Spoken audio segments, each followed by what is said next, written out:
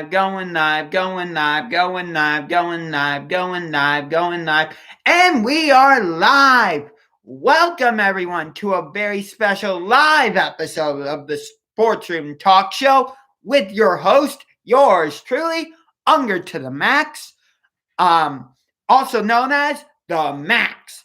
Thanks again to Just Blaze 412 and Steel Twins, who are both Pittsburgh Steelers fans and Pittsburgh Steelers YouTubers, for giving me that nickname when I did a video collaboration with the three of them, I should say, for the Week 6 matchup between my Cleveland Browns and their Pittsburgh Steelers from Heinz Field in Pittsburgh, Pennsylvania. I've actually been to a Browns-Steelers game before. It was back in like the 2015 season or whatever, when the Browns were still really, really bad. But I was still wearing Browns colors because, gotta support the team even when they're hot garbage, because that's just the way it is. And I actually didn't get a lot of flack or any type of bullshit or whatever other word you want to use from Steelers fans. I was actually able to have pleasant and nice conversations with Steelers fans, even though there's supposed to be a rivalry. But as a Browns fan, I personally don't think there's a rivalry. I just don't. Maybe, the Browns beating the Steelers in Week 17 of this past season and then going into Pittsburgh and winning in the AFC wildcard game, combined with everything that happened with Myles Garrett and the helmet slam and all that, will start to rekindle the rivalry. But as of right now, I'm going to lean towards saying no, Browns-Steelers is not a rivalry. Ravens-Browns, that's a rivalry. So I'm actually going to be at the NFL draft on Thursday, so I will post a little bit of footage here and there while I'm there. Definitely going to post footage from when the Browns make a selection. I might do footage from when other teams make a selection. We'll have to see. But here's my question. Who do you think the Browns fans are going to boo louder? Do you think that when the Ravens on the clock are... Let me say that again. Do you think that when the Baltimore Ravens are on the clock, the Browns fans will boo harder for them? Or will Browns fans boo harder when the Pittsburgh Steelers are on the clock? Does that... Write in the comment section below, that question makes sense. Because Browns fans don't like either team. I don't like the Ravens and I don't like the Steelers. I'm being honest. But I do respect both organizations 100%. Engraven Bids, I love doing video collaborations with you, buddy, so I want to keep doing them. Steel Twins and Just Blaze 412, definitely want to keep doing video collaborations with you guys. That doesn't mean that our teams have to like each other. In fact, I hope that the Browns and Steelers and Browns and Ravens redevelop their rivalries so that it makes the video collaborations more fun. And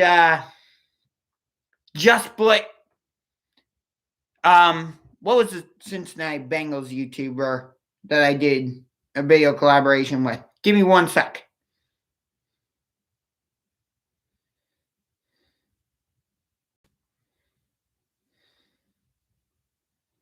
Let me just look this up here.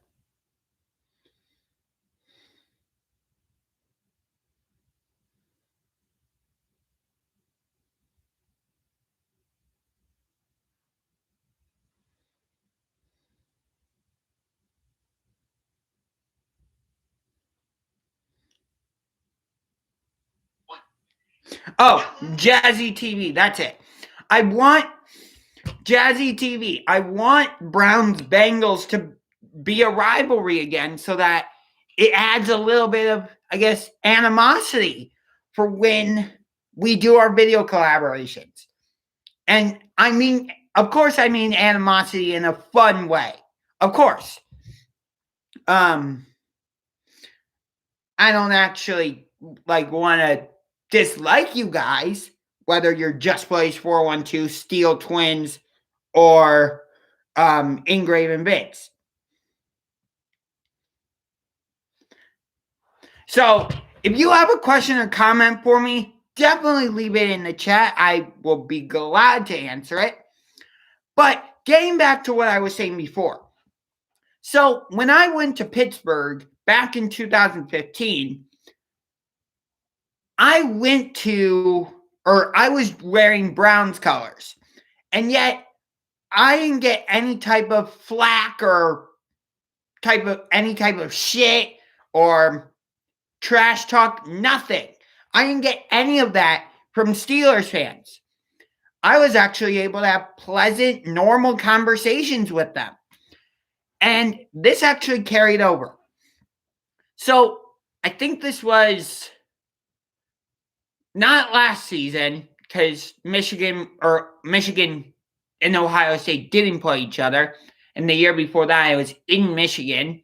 So 2018, when Ohio State hosted Michigan, I went to that game at Ohio State, also known as the Horseshoe. It was College Game Day was there. It was a really, really big game. I think it was like number 3 against number 4 in the country, if I remember correctly. Ohio State would go on to blow out Michigan. It was like 63-9 or something. That's not my point. So that's not what I'm trying to get at. Here's what I'm trying to get at. I was wearing Michigan colors in that game only because I was there with my sister who went to the University of Michigan. So I was supporting my sister's school. Let me say that again. The only reason I was supporting Michigan in that game is because I was with my sister who went to the University of Michigan. That's it. I'm not actually a Michigan fan. I am a Penn State fan. Okay? Okay. Even though I was wearing Michigan colors just for that one game, I normally do not wear Michigan colors. I don't.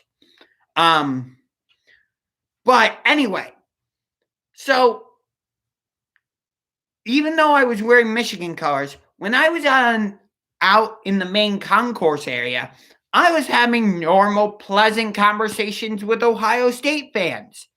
Like, I never heard any Ohio State fans give me any flack or any bullshit, trash talk. I didn't really hear any cuss words come in my direction. I didn't really hear any of that. Again, I was just able to have normal conversations with Ohio State fans. And I had a great time. I mean, how many people can say they've been to a Michigan against Ohio State game? We know how big that rivalry is, or at least how big it's supposed to be. Michigan fans will say they should have won in 2016 and that it wasn't a first down. If you're an avid college football fan or an avid Michigan fan or an avid Ohio State fan, you know what I'm talking about. And of course, Ohio State fans are going to counter and say, no, it was the correct call to say it was a first down, and the officials called it correctly. But the last time Michigan beat Ohio State was, I believe, 2011. So it's hard for me to say that it's really a rivalry, but there's always animosity, like Ohio State fans. When it's Michigan week, I believe Ohio State students go around campus and like cover up all the M's on campus. So there is animosity. I wonder if Michigan fans go around and cover up all the O's on campus. I don't know. That I would love to find that out, actually. Does anybody know in the chat, do Michigan fans cover up the letter O the week of the Ohio State game? Comment in the comment section in the live chat if you know. Also, for those of you watching, if you like what you're seeing, punch that like button like a UFC fighter and punch that subscribe button as well. For those of you in the live chat as well, if you have any questions or comments about anything I'm saying, please feel free to write them, and I will be glad to address them, and I will be glad to answer any questions. So I wanted to get that little bit out of the way. But actually, no, I want to keep going with it.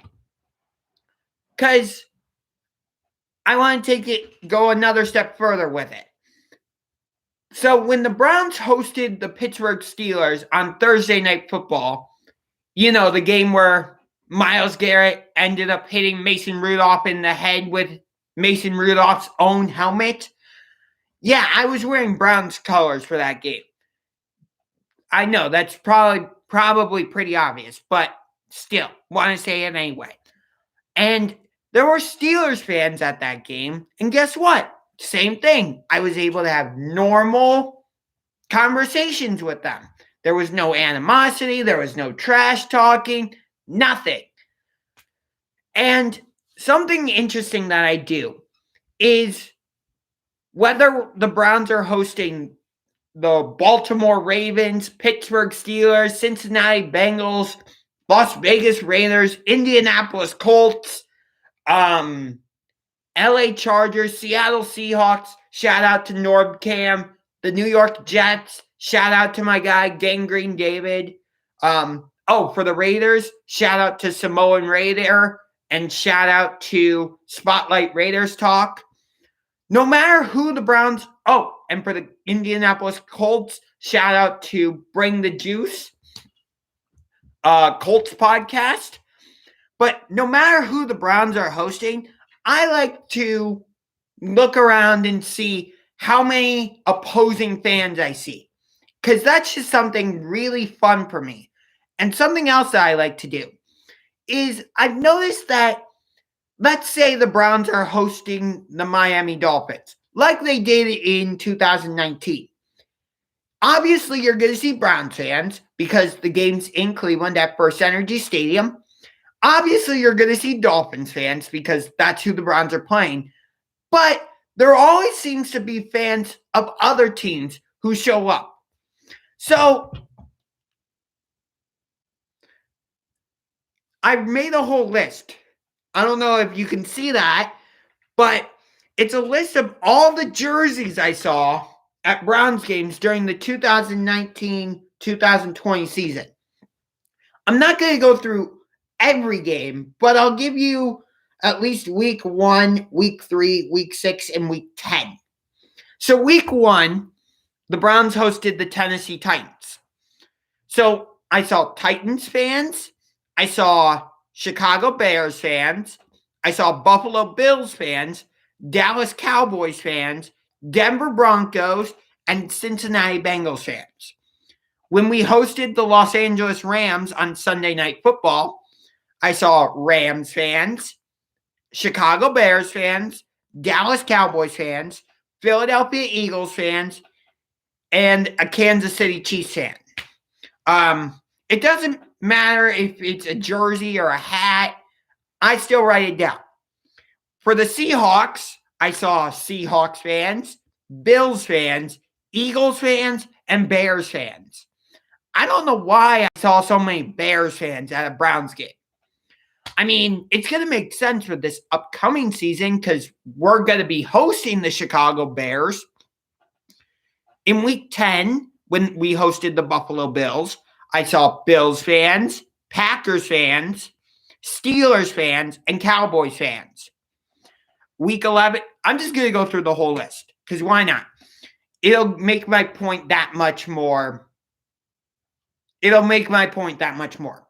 Week 11 against the Steelers. Thursday Night Football. I saw Steelers fans and I saw Dolphins fans. Week 12 against Miami. Dolphins fans, Patriots fans, Jets fans, Colts fans, and Jaguars. Week 16 against the Ravens. I saw Ravens fans, Bengals fans, Lions fans.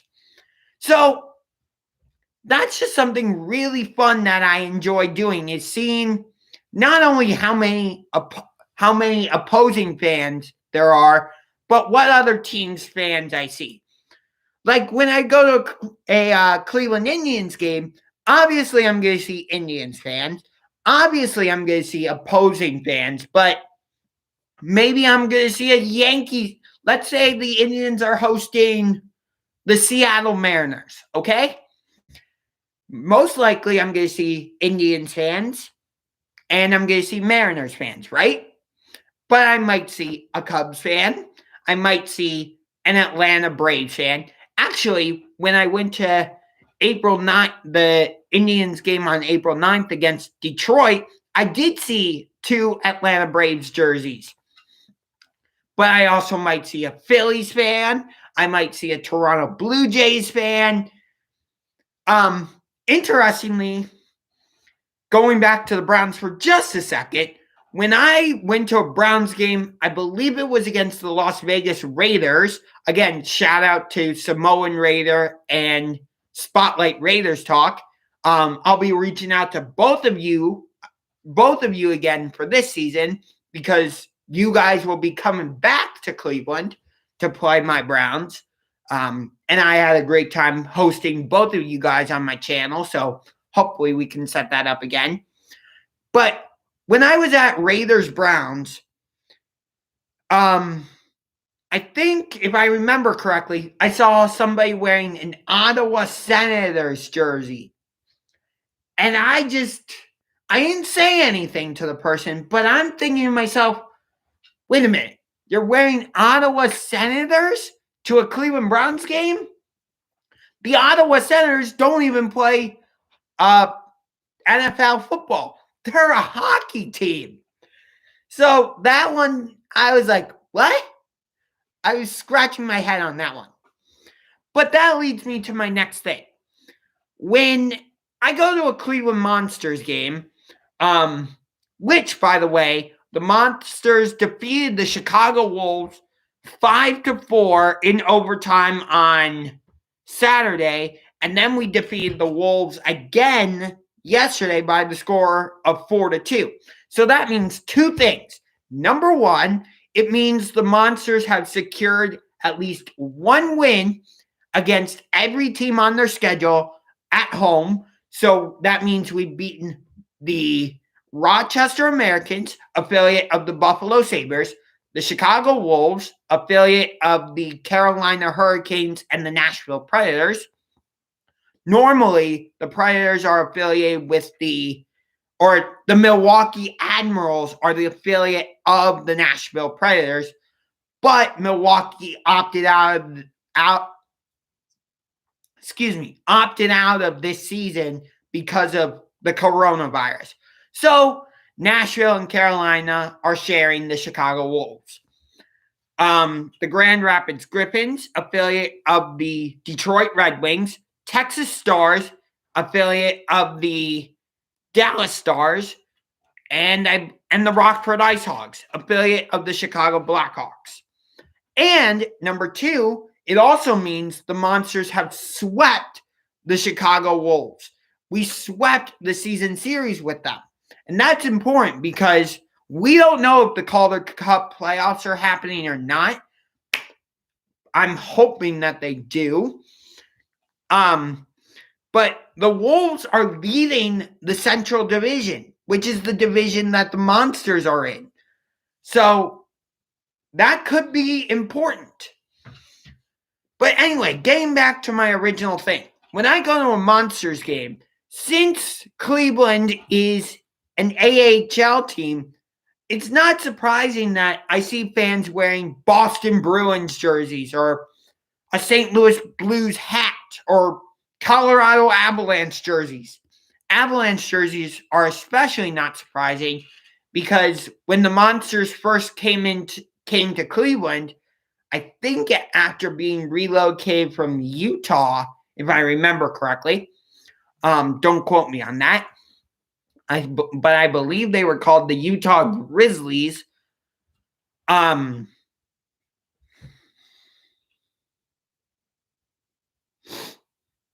Daniel Cormier just challenged Jake Paul to an MMA fight. Not a boxing match, but an MMA fight. So that'll be interesting.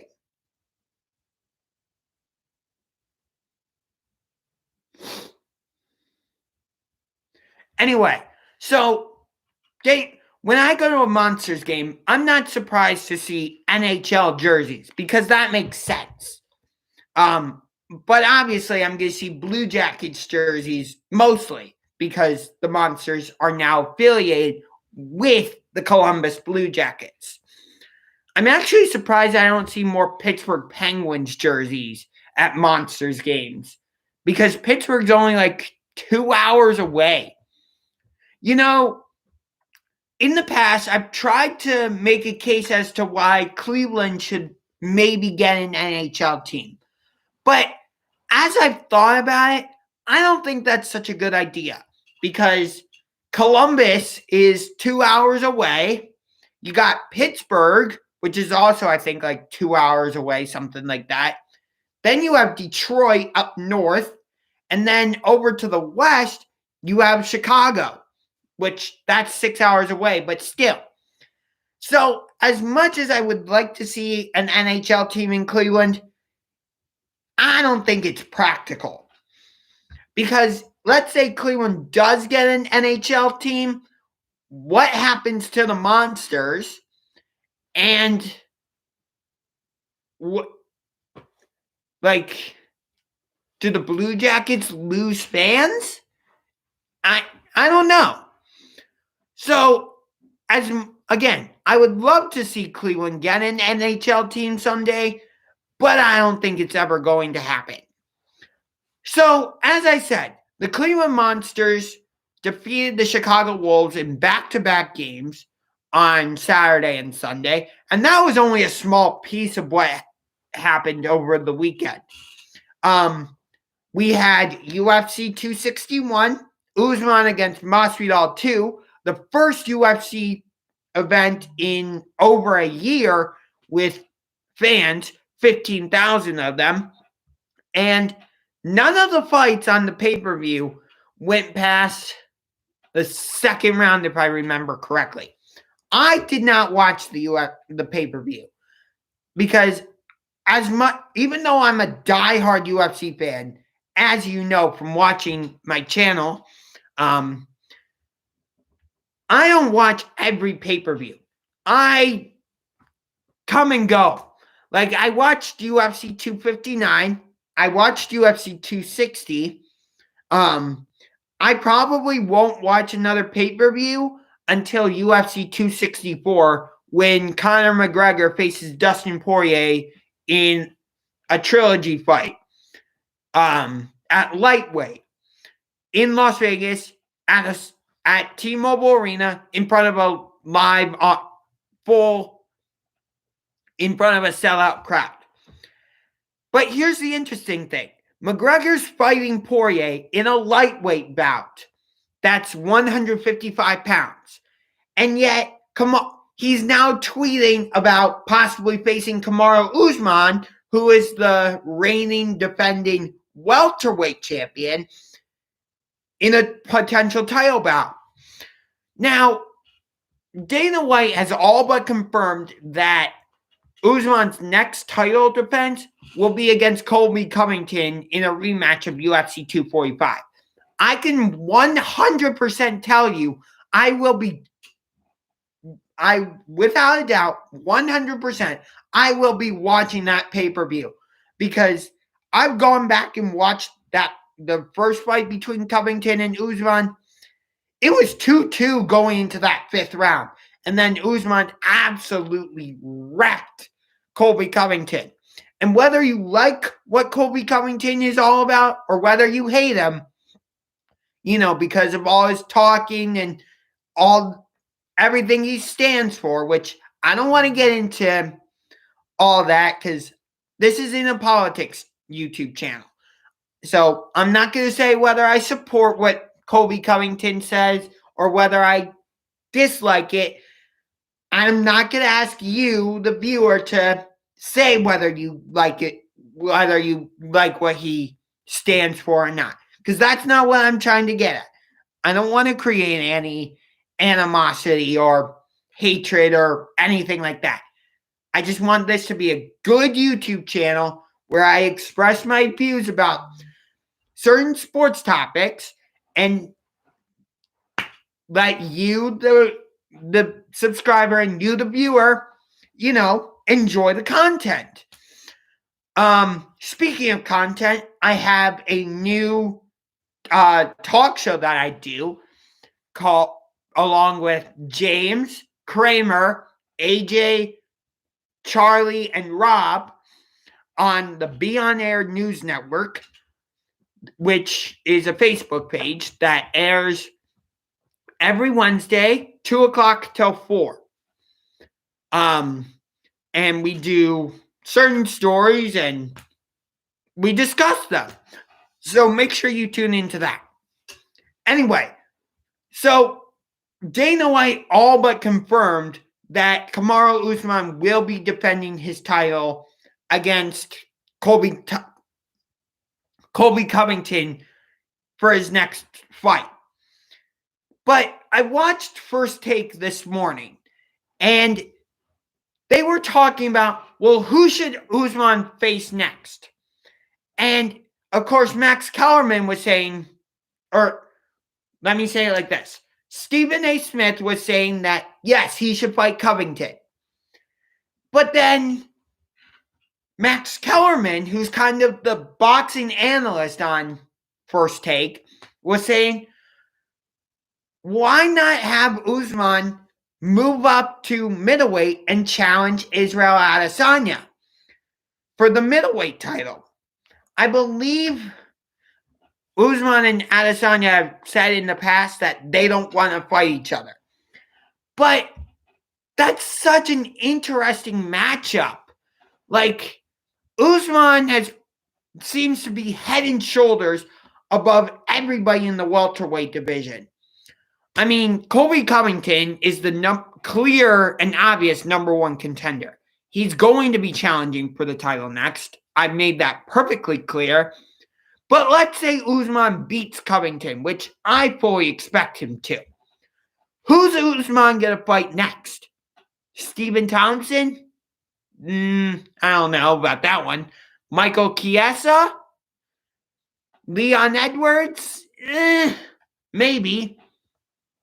Let's see if Leon Edwards can get through Nate Diaz in the co-main event of UFC 262, where the main event will be to crown a new lightweight champion since Khabib Nurmagomedov retired. That's an interesting one. What if Khabib says, okay, I'll come out of retirement and challenge Kamaru Usman for the welterweight title? What do you think about that fight? Let's just say Usman or Nurmagomedov comes out of retirement and says, I want to face Usman. Who do you have winning that? Actually, I'm going to write that in the chat.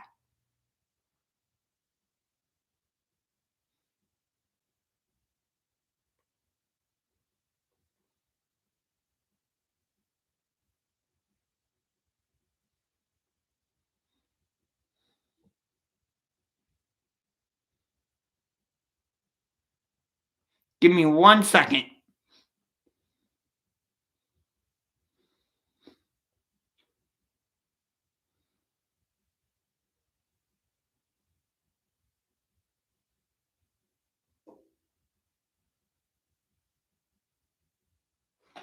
Okay. I just posed the question in the chat. So I'm interested. I want to get some responses. if Khabib decided to come out of retirement and challenge Usman for the welterweight title, who do you think would win that fight? I just wrote that question in the chat. So if you're watching this video, put your answer in the live chat. I'd love to hear what your thoughts are. Do you think Usman would be able to defeat Khabib? So, as of right now, John Jones is number 1 in the overall pound for pound rankings. But here's the thing. I don't think John Jones has fought since, I want to say, early January, maybe February, when he defended his title against Dominic Reyes. Since then, he hasn't fought. He's talked about wanting to move up to heavyweight and challenge for that belt, but nothing has come to fruition. And Dana White seems to be saying, I want to move in a different direction. Because it sounds like Francis Ngannou's first title defense is going to be against Derek Lewis in a rematch of their blah fight at UFC 226, where unfortunately Daniel Cormier defeated Stipe Miocic to capture the heavyweight title. Thankfully, Miocic would capture the title again at UFC 241. And then he defeated Cormier at UFC 252 to close out the trilogy, only for Francis Ngannou to knock out Stipe in the main event of UFC 260. So, I feel like Stipe's at a bit of a crossroads. Because I don't want him to go back to being inactive and not fighting. So maybe you give him like the number 3 contender and make them the headliner for a UFC fight night. Or you put them as the co-main event on a pay-per-view, something like that. Why not? Speaking of co-main events, when Nate Diaz faces Leon Edwards in a welterweight bout at UFC 262 from the Toyota Center in Houston, Texas, it's going to be the first 5-round non-title fight or non-main event. Because usually, if a UFC bout is not a main event and not a title fight, it's only 3 rounds. But Nate Diaz and Leon Edwards, that's the co-main event for UFC 262. And yet, I believe, if I remember correctly, Diaz Edwards.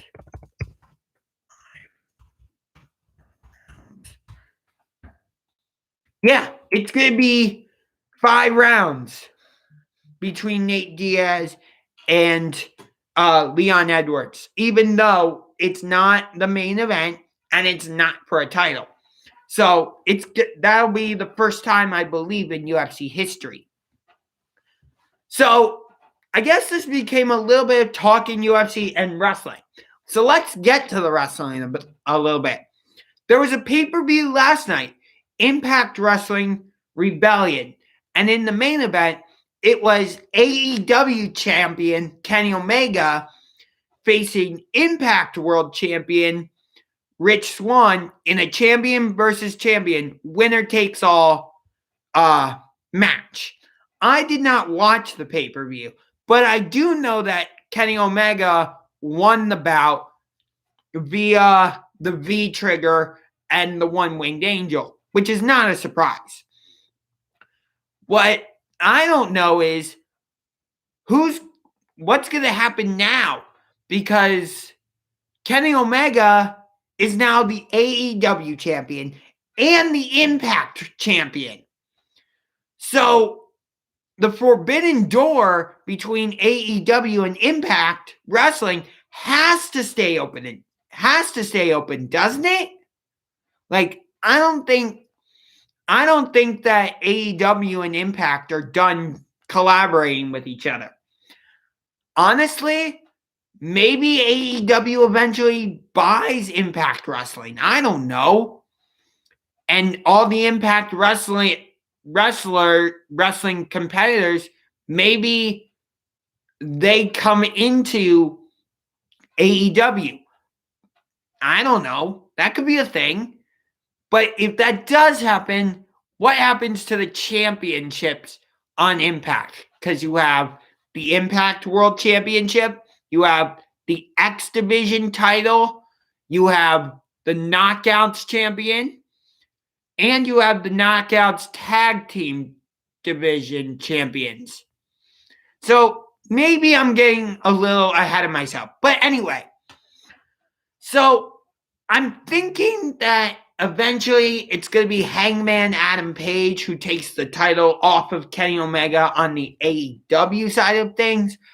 I have no idea who's going to take the title off of Kenny Omega on the Impact side of things. It could be Moose. It could be Eddie Edwards. Maybe it's going to be Trey McGill once he's done with his feud with Sami Callihan. It could be Sami Callihan. I don't know. I almost forgot with UFC 261. There were two other title fights. Rose Namajunas wrecked Zhang Weili to recapture the strawweight championship. She actually becomes the first champion to reclaim the title.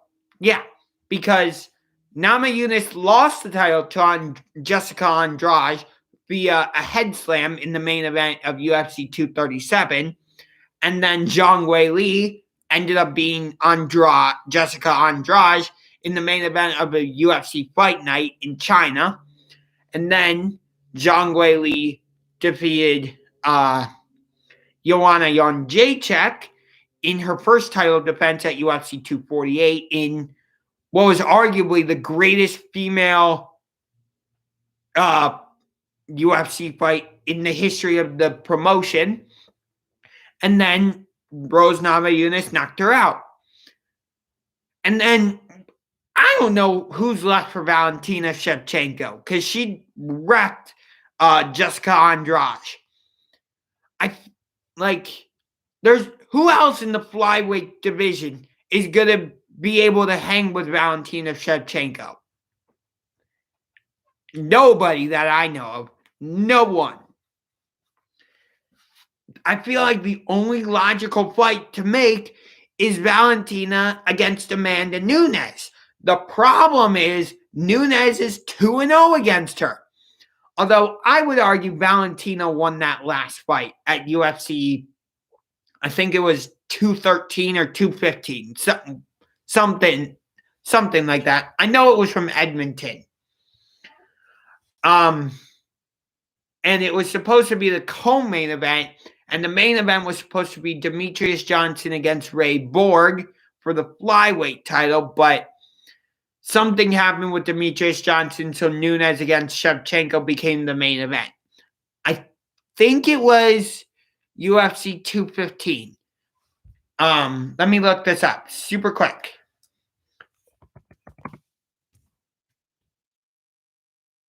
Yep, Nunes. Yep. It was UFC 215 when Nunes